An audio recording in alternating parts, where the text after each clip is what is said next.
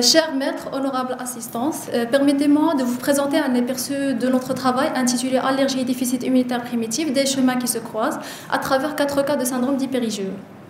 Le syndrome d'hyper-IgE ou syndrome de Backley est une maladie génétique très rare. C'est un déficit immunitaire primitif caractérisé par des infections cutanées et pulmonaires à répétition, un taux très élevé d'immunoglobuline E, une hyper-éosinophilie.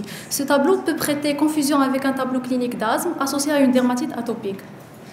L'objectif de ce travail est de savoir penser à un déficit immunitaire chez un enfant asthmatique, sensibiliser les médecins sur le syndrome d'hyper-IgE qui peut mimer un asthme. Nous rapportons 4 cas de syndrome d'hyper-IgE diagnostiqués initialement comme asthme, colligés au service de pédiatrie 2 à l'hôpital Harouchi de Casablanca. Le premier cas est celui d'une fille de 13 ans, issue d'un mariage consanguin de premier degré, ayant un décès d'un frère en bas âge suite à des infections respiratoires à répétition, présentant un retard de développement psychomoteur.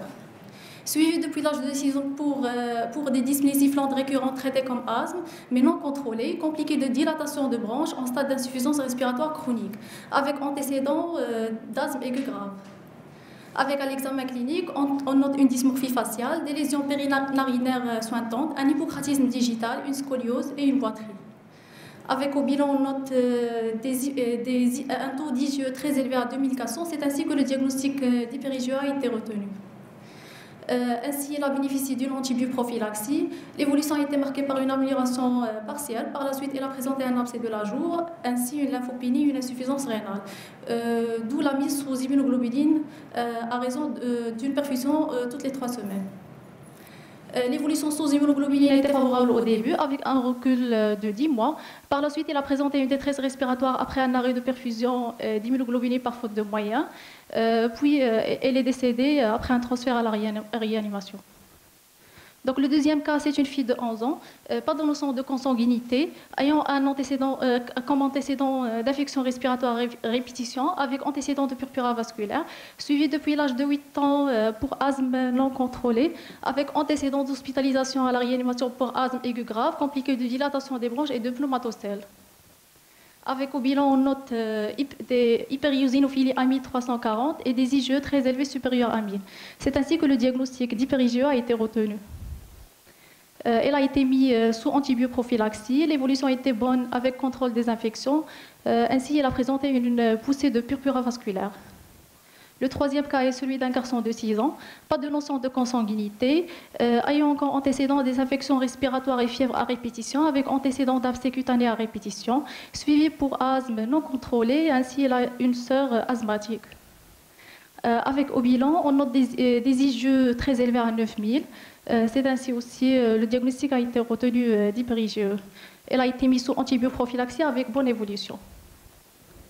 Le quatrième cas est celui d'un garçon de 4 ans, ayant antécédent de fièvre et d'infection ORL à répétition, avec antécédent de dermatite atopique et suivi pour asthme non contrôlé depuis l'âge de 2 ans et demi. Avec au bilan, on note une hyper-éosinophilie AMI 500 avec thrombocytose à 1 million, avec des IgE supérieurs à 2889. C'est ainsi que le diagnostic d'hyper-IgE a été retenu. Elle a été mise sous antibioprophylaxie ainsi que l'évolution a été bonne. Donc, le syndrome d'hyper-IgE est une maladie génétique très rare. Ce syndrome existe sous 2 formes, la forme autosomique dominante liée à une mutation du gène STAT3 et la forme autosomique récessive liée à plusieurs gènes. Le plus fréquent, c'est le DOC8. Les manifestations caractéristiques associent une élévation importante des IgE total supérieures à 1000, hyper-éosinophilie, dermatite eczématiforme et des infections cutanées et pulmonaires. La difficulté diagnostique provient de l'absence de spécificité des signes cliniques de ce syndrome.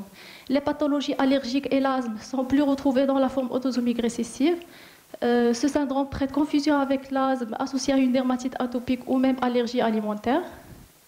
Ce tableau résume les 2 formes du syndrome hyper-IgE, ainsi que le début est généralement à la naissance ou bien à la petite enfance dans la forme dominante, alors que dans la forme récessive, le début est généralement à la naissance.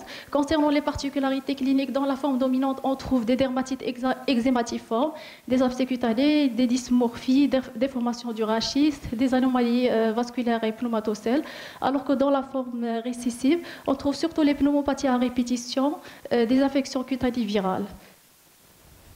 Concernant la biologie, dans les deux formes, on trouve des hypérigieux supérieurs à 1000 avec hypériosinophiles, mais dans la forme récessive, on trouve en plus une lymphopénie avec diminution des IgM.